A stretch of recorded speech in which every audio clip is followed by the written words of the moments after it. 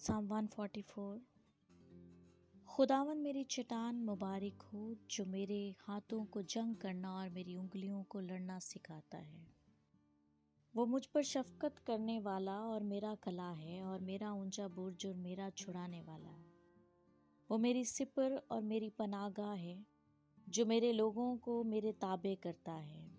ए खुदावंद, इंसान क्या है कि तू उसे याद रखे, और आदमजात क्या है कि तू उसका ख्याल करे। इंसान बतालन की मानिद है, उसके दिन ढलते साया के मानिद है।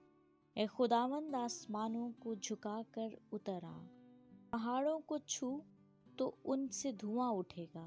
बिजली घिरा कर उनको परागंदा कर दे, अपने तीर चलाकर उनको शिकस्त दे।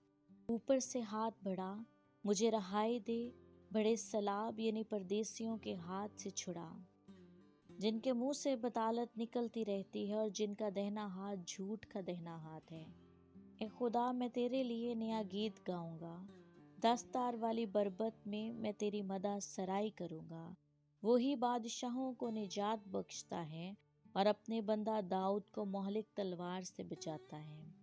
मुझे बचा और परदेसियों के हाथ से छुड़ा, जिनके मुंह से बतालत निकलती रहती है और जिनका दहना हाथ झूठ का दहना हाथ है।